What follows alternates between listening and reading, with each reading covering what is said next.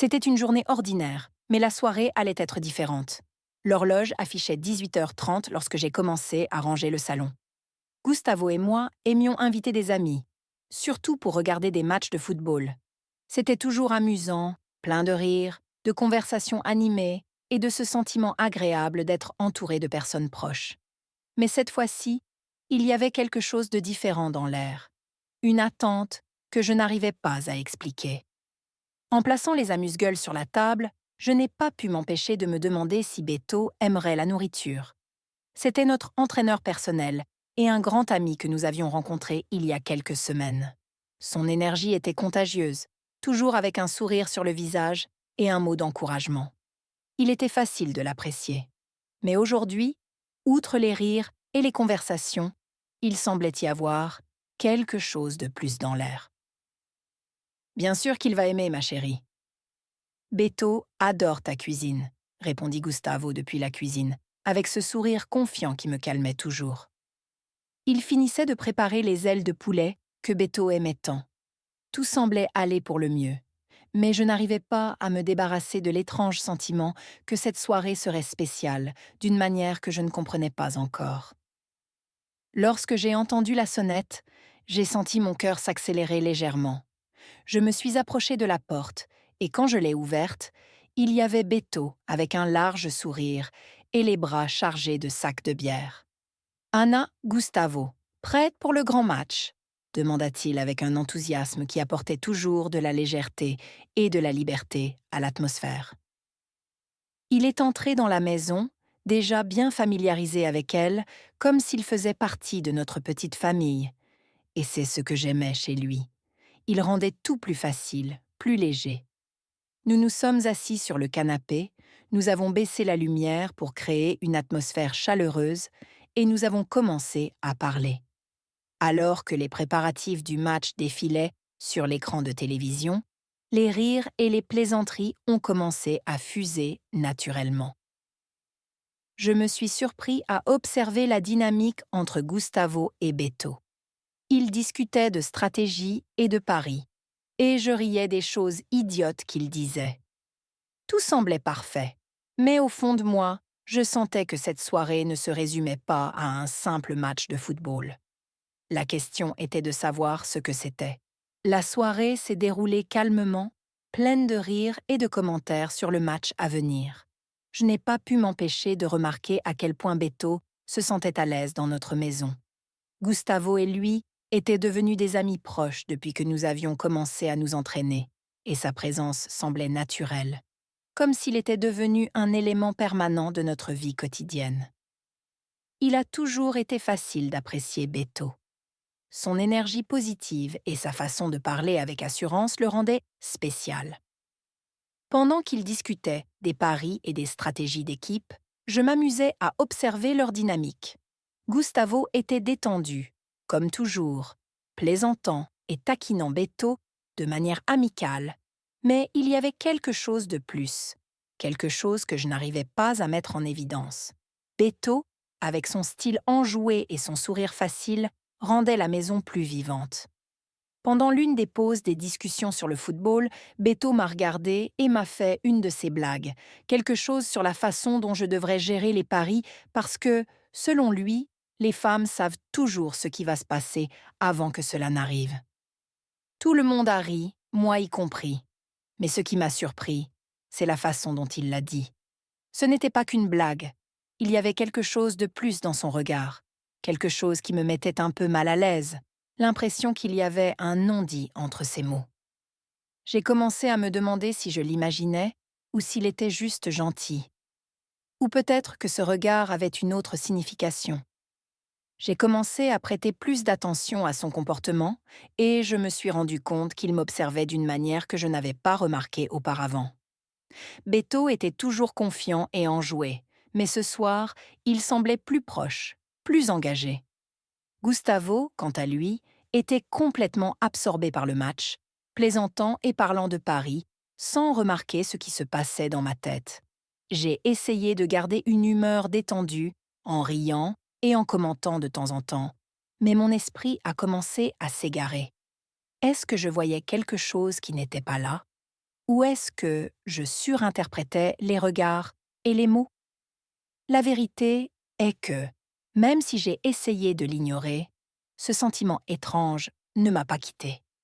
La présence de Beto, la façon dont il interagissait avec moi et Gustavo, semblait chargée de quelque chose de plus profond, quelque chose que je ne savais pas comment gérer.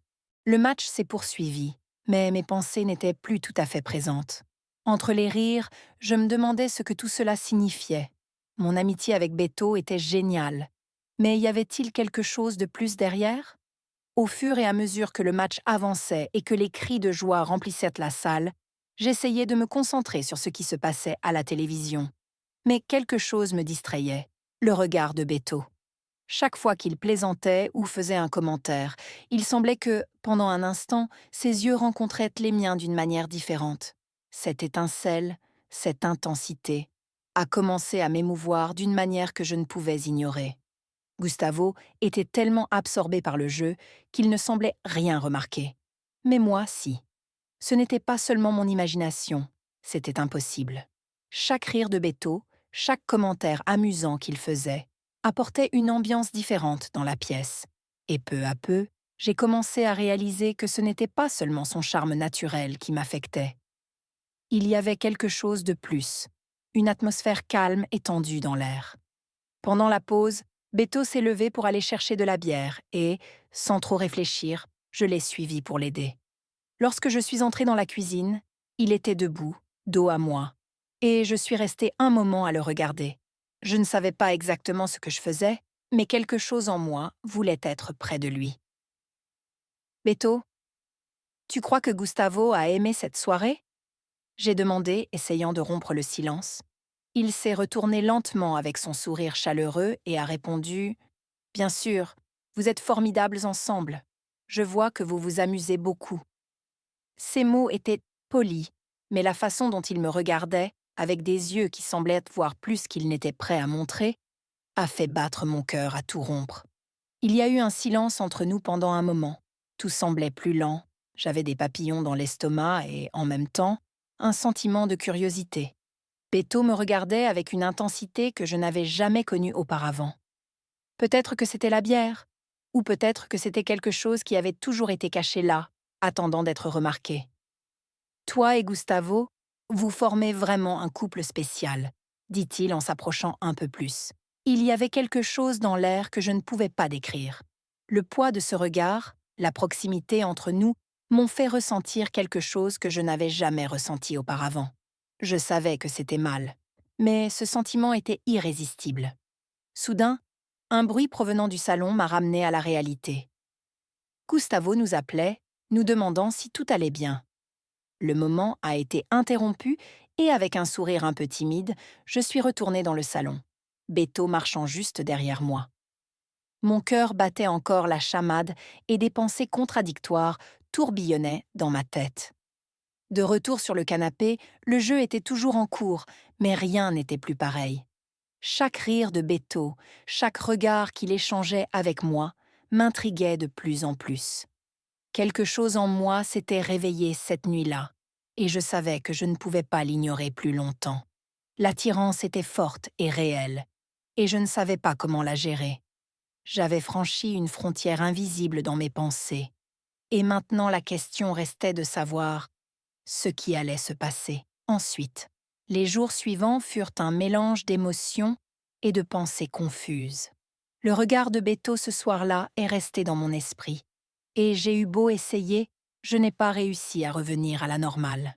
Gustavo, quant à lui, se comportait comme d'habitude, planifiant avec enthousiasme une nouvelle soirée football avec des amis, sans se douter de la tempête d'émotions dans laquelle je me débattais. Dans un moment d'inattention, j'ai pris le téléphone et, presque sans réfléchir, j'ai composé le numéro de Beto. Mon cœur s'est mis à battre plus vite et ma respiration s'est accélérée lorsque le téléphone a sonné. À la troisième sonnerie, il a répondu avec sa voix toujours aussi chaleureuse. « Bonjour Suzanne. Quelle belle surprise. Qu'est-ce qu'il y a ?» J'ai essayé de garder une voix stable, mais à l'intérieur, je tremblais. « Bonjour Beto. Je me demandais si tu aimerais venir regarder un autre match. Gustavo et moi serions très heureux que tu viennes, répondis-je avec le même enthousiasme qu'à l'accoutumée. Bien sûr, j'en serais ravie. Quand? Nous avons fixé une date pour le lendemain soir et il s'est déconnecté. Un mélange d'excitation et de nervosité m'envahit. Qu'est-ce que je faisais? Gustavo n'était même pas encore au courant de l'invitation. Et pourtant, quelque chose en moi voulait que cela se produise. Ce soir-là, lorsque Gustavo est rentré à la maison, je lui ai parlé de l'invitation. Je lui ai dit « Super ». « Ça va être sympa », m'a-t-il répondu, ignorant totalement mon anxiété. J'ai essayé de paraître détendue, mais en réalité, j'étais déchirée. Je savais que quelque chose avait changé et que cette soirée serait plus qu'une simple rencontre amicale pour regarder le football. Le lendemain, j'ai passé toute la journée dans l'expectative. J'ai tout préparé comme la première fois. Les collations, les boissons, la salle étaient parfaite. Mais cette fois, je n'attendais pas seulement le match. Il y avait quelque chose de plus, quelque chose que je ne savais pas comment gérer. Lorsque la sonnette a retenti, mon cœur a failli bondir hors de ma poitrine. J'ai ouvert la porte et, comme toujours, Beto était là, avec un large sourire et des yeux brillants. « Bonjour, Suzanne. Je suis contente de te voir, » a-t-il dit en entrant dans la maison, avec la même aisance qu'auparavant. J'ai essayé d'avoir l'air naturel. « Entrez, s'il vous plaît. Gustavo sera bientôt de retour, » ai-je répondu en essayant de rester légère. Nous avons échangé quelques mots, mais la tension dans l'air était indéniable. Ce n'était plus comme avant. Chaque rire, chaque regard échangé avait un poids que je ne pouvais plus ignorer. Lorsque Gustavo est revenu, nous nous sommes assis ensemble dans le salon, comme la dernière fois. Le match a commencé, mais je n'arrivais pas à me concentrer.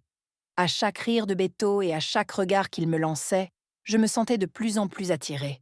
J'avais l'impression que nous jouions un jeu beaucoup plus important que celui qui était montré sur l'écran de télévision. Pendant la pause, Gustavo est allé à la cuisine pour préparer d'autres collations, nous laissant, Beto et moi, seuls dans le salon. Mon cœur s'est mis à battre plus vite.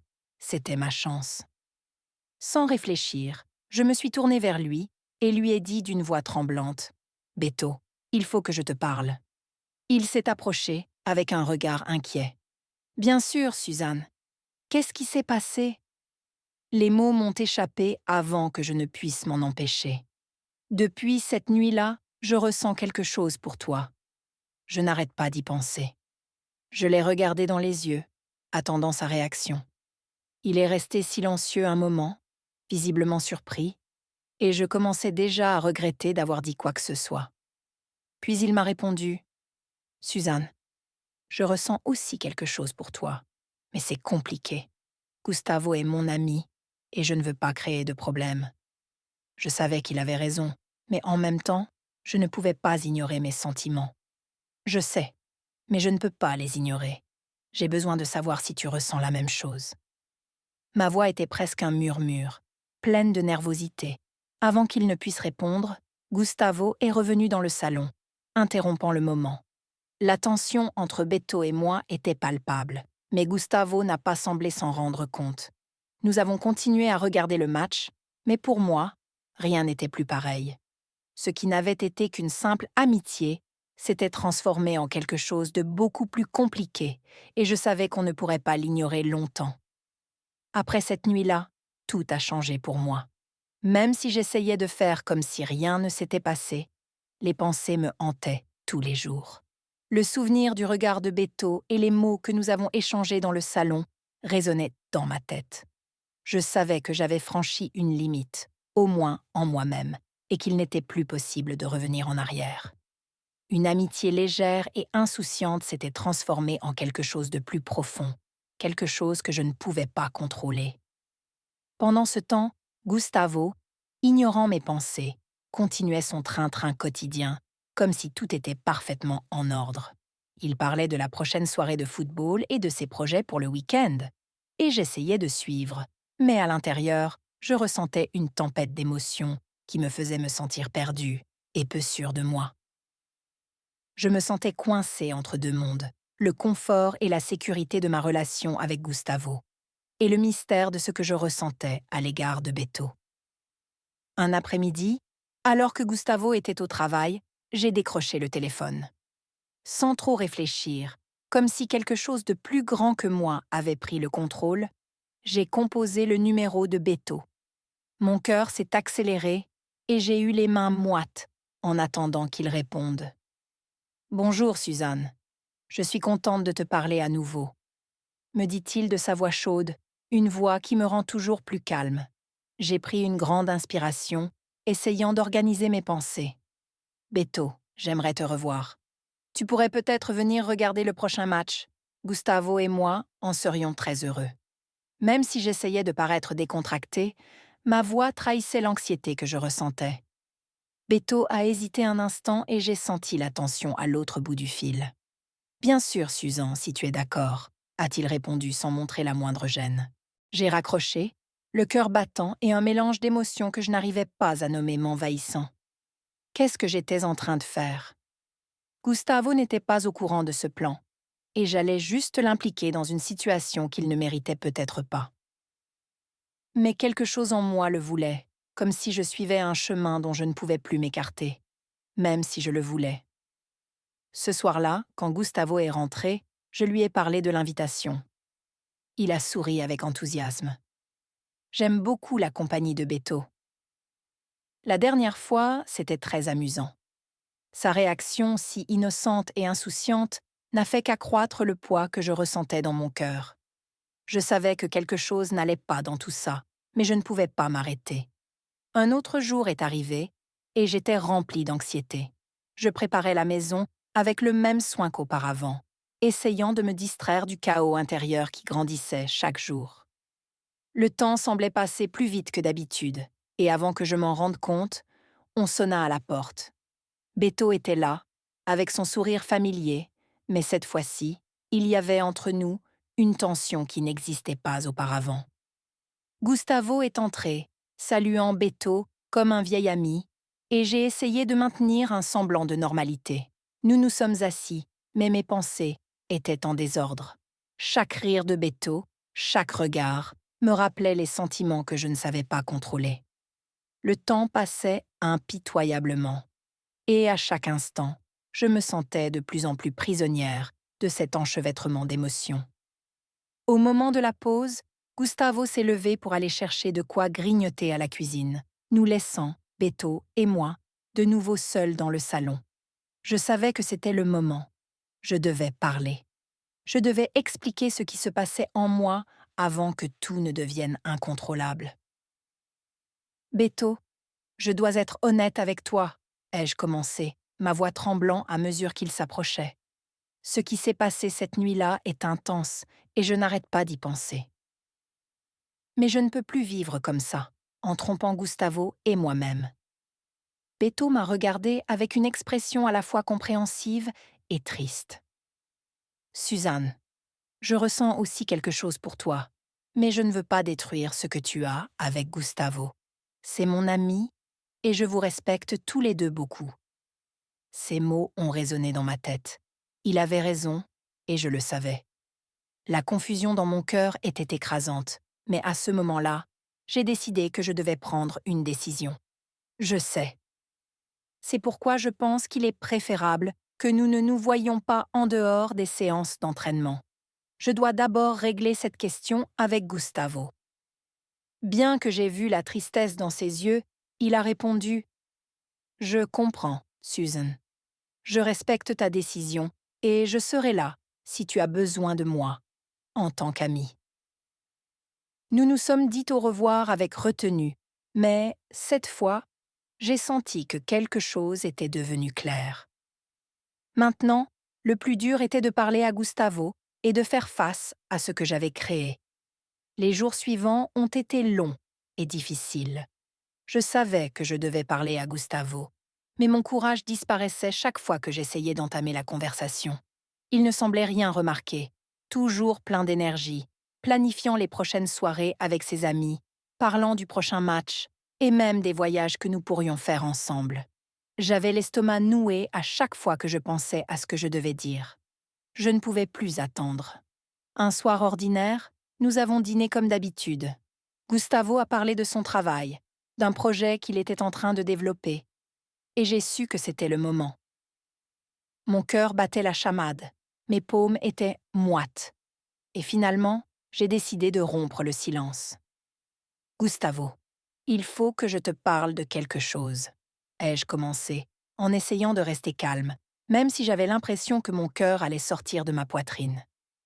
Il lève les yeux de son assiette, surpris par le sérieux de ma voix. Bien sûr, ma chérie. Il semblait si insouciant, si confiant dans notre relation, ce qui ne faisait qu'accroître mon anxiété. À bout de souffle, j'essaie de trouver les mots justes. Notre relation a toujours été géniale, mais j'ai beaucoup réfléchi ces derniers temps et il est peut-être temps d'essayer quelque chose de différent. Tu sais, pour pimenter un peu les choses, pour essayer quelque chose de nouveau. Gustavo fronce les sourcils, visiblement confus. Gustavo fronce les sourcils, visiblement déconcerté. Qu'est-ce que tu veux dire? Qu'est-ce que tu suggères, Suzanne? Je sentais mon cœur battre encore plus vite, mais j'avais déjà fait tout ce chemin, je ne pouvais pas revenir en arrière. Et si nous invitions quelqu'un à se joindre à nous, juste pour essayer quelque chose de nouveau? Quelqu'un en qui nous pouvons avoir confiance. La surprise était évidente sur son visage. Il cligna des yeux plusieurs fois pour comprendre ce que je venais de dire. Tu suggères un plan à trois? J'ai hoché lentement la tête, observant attentivement sa réaction. J'ai pensé que Beto pourrait être cette personne. Nous avons déjà une bonne relation avec lui. Et c'est quelqu'un en qui nous avons confiance. Ce ne serait pas étrange. Le silence qui suivit sembla durer une éternité. Gustavo me regarde quelques instants, cherchant visiblement à comprendre ce qui se passe entre nous. La tension était palpable et je ne savais pas à quoi m'attendre. À ma grande surprise, au bout de quelques secondes, il a esquissé un léger sourire. Si c'est quelque chose que tu veux vraiment essayer, je suis ouvert. Je te fais confiance et je nous fais confiance. Sa réponse m'a soulagée, mais en même temps, elle a suscité des vagues d'émotions contradictoires. Je savais qu'il ne s'agissait pas d'une décision ordinaire. Nous nous engagions sur un terrain inconnu et je n'avais aucune idée de l'impact que cela aurait sur notre relation. J'ai senti un poids s'envoler de mon cœur et j'ai souri. Merci, ma chérie. Je vais l'appeler pour voir s'il est d'accord. Les mains tremblantes, j'ai attrapé le téléphone et composé le numéro de Beto. Il a répondu rapidement, comme toujours, avec sa voix chaleureuse. « Bonjour, Suzanne. Quelque chose ne va pas ?» J'essayais de garder une voix stable malgré ma nervosité. « Gustavo et moi aimerions te parler d'une idée que nous avons eue. Pourriez-vous venir ce soir ?» Il y a eu un petit moment d'hésitation, mais comme toujours, Beto a accepté. Bien sûr, je serai là dans 1 heure. Lorsqu'il est arrivé, l'atmosphère dans la maison était pleine d'impatience. Nous nous sommes tous assis dans le salon et Gustavo, toujours aussi direct, nous a expliqué notre idée. Nous voulions essayer quelque chose pour pimenter notre relation et nous voulions savoir si tu serais prête à te joindre à nous. Bien sûr, seulement si tu te sens à l'aise avec ça. J'ai observé attentivement Beto pendant qu'il absorbait la proposition. La surprise se lisait sur son visage, mais ses yeux pétillaient d'intérêt. C'est inattendu. Mais oui, je suis ouvert à cette idée. J'ai confiance en vous deux, et j'apprécie votre compagnie. La décision fut prise et l'ambiance dans la pièce changea du tout au tout. La tension qui montait silencieusement est devenue claire et tangible. Gustavo s'est levé, a pris une bouteille de vin et a porté un toast aux nouvelles expériences et à la confiance. J'ai levé mon verre avec des mains encore tremblantes, mais j'ai senti une vague d'excitation monter en moi. Les regards échangés entre nous étaient pleins de non-dits et de promesses. Ce qui n'était au départ qu'une suggestion audacieuse était sur le point de devenir une réalité. Nous avons bu une gorgée de vin et nous nous sommes progressivement rapprochés l'un de l'autre. Gustavo, toujours sûr de lui et direct, a posé une main sur l'épaule de Beto et l'autre sur ma taille, nous rapprochant ainsi l'un de l'autre. Le salon, qui n'était qu'un endroit ordinaire, se transforme en un espace plein de désir et de découverte. La tension qui régnait dans l'air était presque palpable. Ce qui n'était au départ qu'une suggestion audacieuse était devenue une réalité. Mia est devenue une réalité. Gustavo, toujours sûr de lui et direct, nous a rapprochés, créant entre Beto et moi un pont qui n'existait auparavant que dans notre imagination. Mon cœur battait si fort que je pouvais l'entendre, et mes pensées étaient un mélange d'excitation et d'incertitude. Nous étions prêts à explorer quelque chose de nouveau, quelque chose qui nous avait semblé impensable, il y a quelques jours à peine. La lumière tamisée de la pièce créait l'ambiance parfaite, et le doux contact de Gustavo sur ma taille me donnait un sentiment de sécurité. Beto, toujours avec son sourire facile et son regard chaleureux, semblait tout aussi à l'aise, même si je savais que, comme moi, il avançait en territoire inconnu. Gustavo a pris l'initiative. Il s'est penché et a embrassé calmement Beto, comme pour tâter le terrain et briser la barrière de ce qui n'était jusqu'alors qu'une idée. J'ai regardé, en ressentant une vague d'émotion, Beto répondre à ce geste avec la même certitude tranquille. C'était intime et d'un naturel inattendu. Gustavo s'est ensuite tourné vers moi, les yeux remplis d'un mélange de tendresse et de désir. Il m'a embrassée avec intensité et j'ai senti la chaleur de son corps. Beto s'est rapproché et bientôt nous étions tous connectés, comme si ce moment avait attendu son accomplissement. La sensation était intense, mais étrangement confortable. Il n'y avait pas de gêne, seulement de la curiosité et de la confiance mutuelle. Au fur et à mesure que nos caresses s'intensifiaient et que les vêtements commençaient à disparaître, le salon se transformait. Ce qui n'était qu'un espace ordinaire est devenu une scène remplie de désir et de découverte. Chaque contact, chaque baiser était une confirmation de ce que nous étions prêts à explorer ensemble. Le vin, qui avait d'abord semblé être un moyen de se détendre, augmentait maintenant l'intensité du moment, rendant tout plus profond. Beto, avec ses mains confiantes, m'a touchée d'une manière différente de celle de Gustavo, ce qui m'a surprise positivement. Gustavo, quant à lui, absorbait tout avec un mélange d'excitation et de calme, en maintenant une expression de confiance en soi. À chaque instant, je sentais qu'au lieu de s'affaiblir, notre lien ne faisait que s'approfondir. La nuit s'est poursuivie, et ce qui avait commencé comme un jeu de curiosité et de désir s'est transformé en une expérience qui allait au-delà du physique. Il y avait plus que cela. La façon dont nous nous sommes connectés émotionnellement, même dans un moment aussi intime, m'a fait sentir qu'il ne s'agissait pas seulement d'une aventure éphémère. C'était quelque chose qui nous unissait d'une manière nouvelle et tout aussi puissante. Lorsque nous nous sommes finalement arrêtés, épuisés et comblés, nous nous sommes blottis sur le canapé, en riant et en échangeant des regards complices.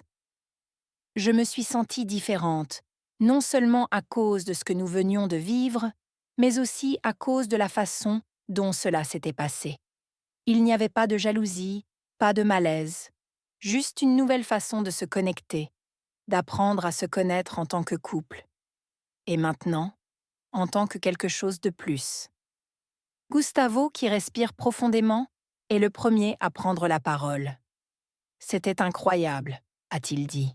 Je l'ai regardé et j'ai souri. « D'accord. » Beto, avec son rire familier, a dit « Merci de m'avoir fait confiance.